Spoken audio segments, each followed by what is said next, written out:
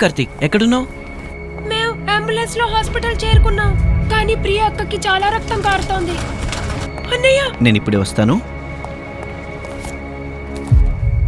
నీవా భూపా, fully covered. Okay sir.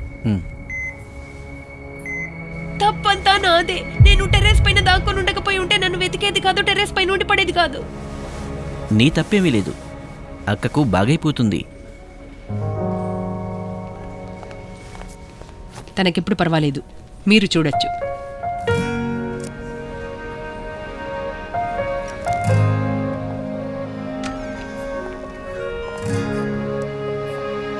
మీరు rest తీసుకోండి.